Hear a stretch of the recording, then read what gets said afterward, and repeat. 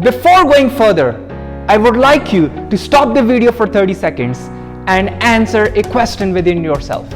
And the question is that why the fear of public speaking persistently exists in you?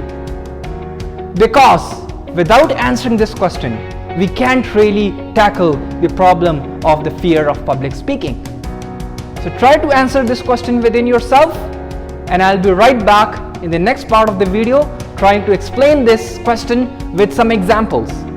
Thank you and see you right then.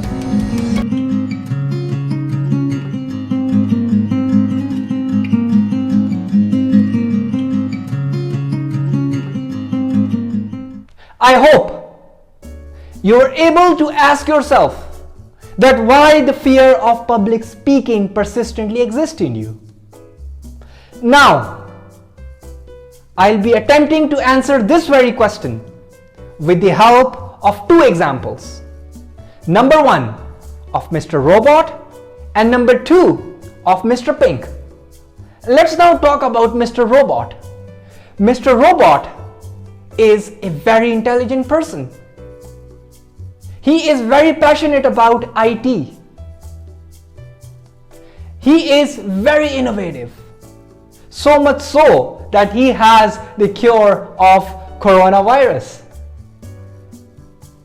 Since the age of 5, he was scared of darkness, scared of ghosts, along with the fear of public speaking. At the age of 16, he was able to overcome his fear of darkness and his fear of ghosts, but unfortunately not the fear of public speaking. He was asked by various platforms to present himself, present his ideas to the world, but he couldn't. He had a shaky voice. He couldn't control his emotions when he was in front of the public. Hence, the public thought that he didn't have any idea. And do you know the reason why? Because he didn't address his fear of public speaking. He had a fear in his mind that he was less able than any other person. He was scared of public comments. He was scared that he'll be rejected. He was scared that his ideas weren't that great. He wasn't confident upon himself. Hence, the fear persisted in him. Let's now talk about Mr. Pink. Mr. Pink had almost the same personality as Mr. Robot. Mr. Pink also had the same fears as Mr. Robot. Mr. Pink had different aspirations. Mr. Pink wanted to tell the world how good it will be if everything was painted pink. Mr. Pink was really passionate about the color pink. At the age of 16, he was able to overcome the fear of darkness along with fear of ghosts. At the age of 18, he overcame his fear of public speaking as well. And after that, he was successful in telling the world how good color pink was. And because of that, he gained fame. Because of his passion, because of his abilities to speak in public effectively, because of his communication skills, he was able to tell the world how good color pink was. So you can see the difference in personalities. You can see how he overcame his fear because he faced it. Mr. Robot didn't face it. Mr. Pink didn't care what public will think if they hear that he is only aspiring about color pink and nothing else in his life. You can see the quality of his ideas versus his confidence. So from the above two examples, we can safely infer that why the fear of public speaking persistently exists in you. The reason is because you're silent on that matter. You're not facing the fear. By staying silent, you're giving an assurance to the brain that the illusion which your brain is making about this fear, it's true, it's legit, and hence it's getting further integrated in your personality, in your brain, and your brain is letting you believe that the fear is legit, and hence you are too scared to face that fear. And then I'll explain why this is an illusion and not a reality.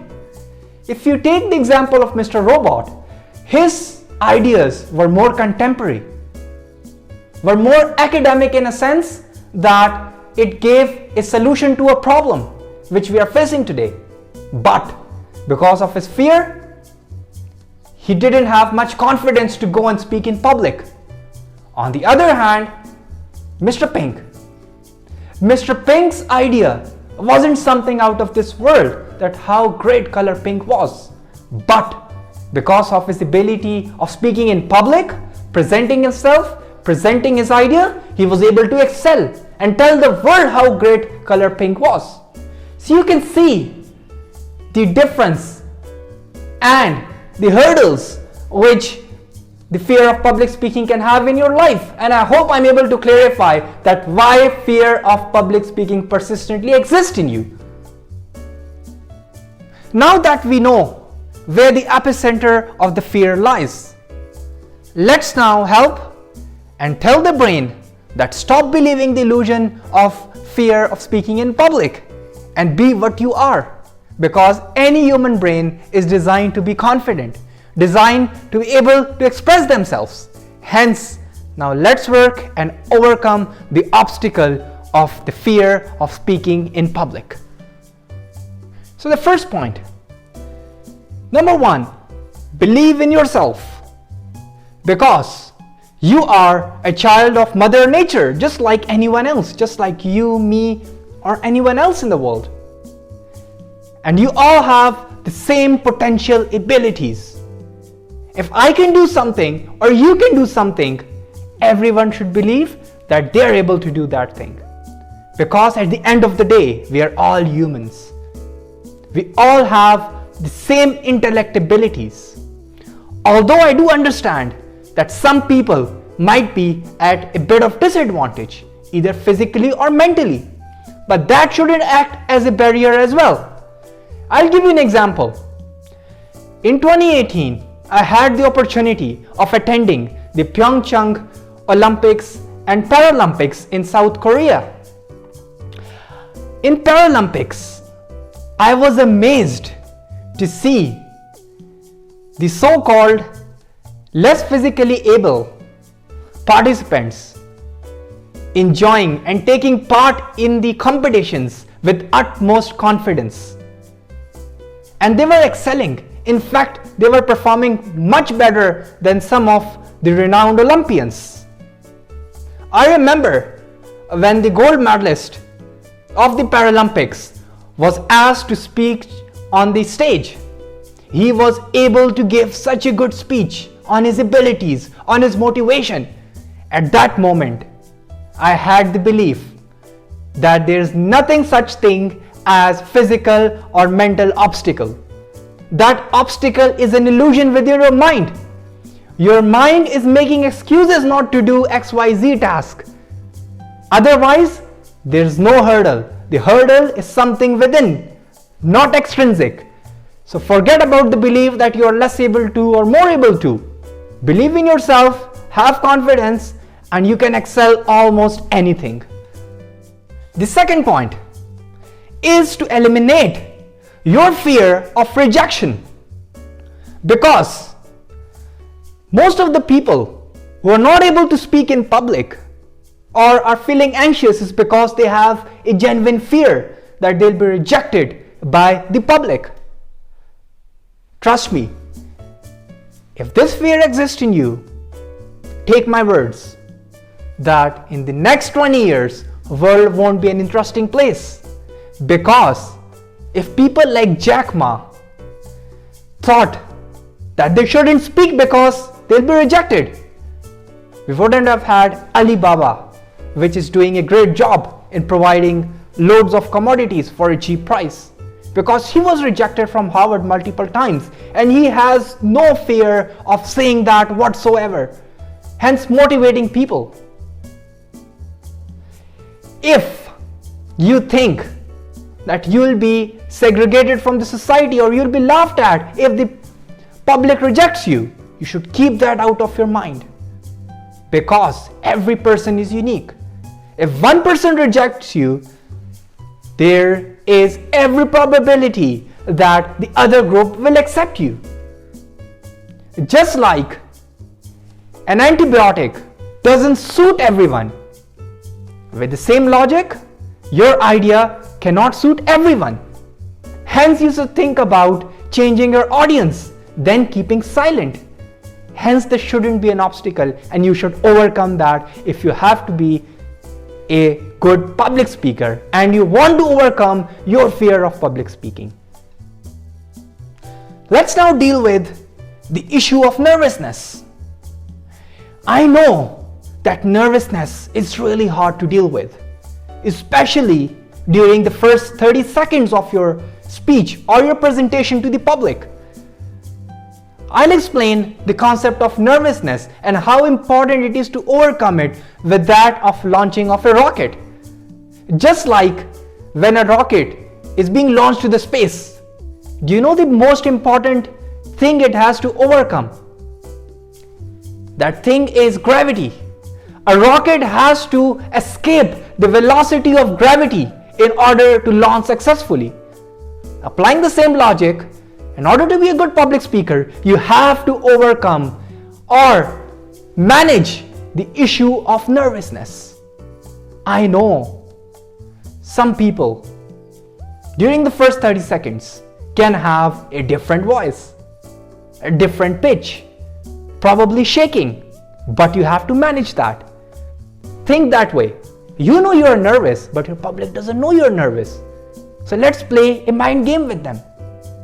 I know you must be nervous from inside, but you should pretend you are confident. And when you want to be confident, have your goals in your mind. Have a clear mind why you are going to speak in front of the public. Consider them as potential buyers and stick to that goal.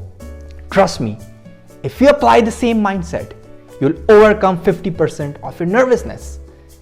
Next 50% depends upon how good you are playing with your nerves, how good you can control your mind. If you can do that, I'm sure you'll be able to overcome the issue of nervousness. Remember, take control of your mind when you're speaking in public. Don't let nervousness rule over. Remember, it's your mind, it's your sovereign territory. Don't let any other object, i.e. nervousness or the fear of public speaking, rule over. So take that as a point and make sure that whenever you're going to the stage, you have that golden principle in your mind that nervousness shouldn't rule over my body and mind. The next point is the concept of now or never. Implement this concept whenever you're going to speak in front of the public. As in, consider this is your last chance to speak. And consider and keep all the goals in front of you. Keep all the aspirations in front of you. And consider this is your last chance to achieve those aspirations, to achieve those goals. Trust me, if you go with this mindset, you'll overcome the fear. Not entirely, but to a greater extent. Because you'll be directed by those aspirations, not by what people think. Not by if you'll be rejected or accepted. This is a golden tip. Do keep that in mind. So the last point is make your nervous energy work for you. I know that during this time, a lot of adrenaline is released in your body. Adrenaline can make you anxious, can make you act nervous, but you have to use that adrenaline into positive energy. Remember, any sort of energy can be either used as negatively or positively. Take the example of nuclear. But when speaking in public, it's in your control how you use that adrenaline. Either you make that to make yourself nervous or to make yourself excel further in your public speaking. I'll give an example. If you're going to the stage and you're speaking in front of the crowd. You have two options.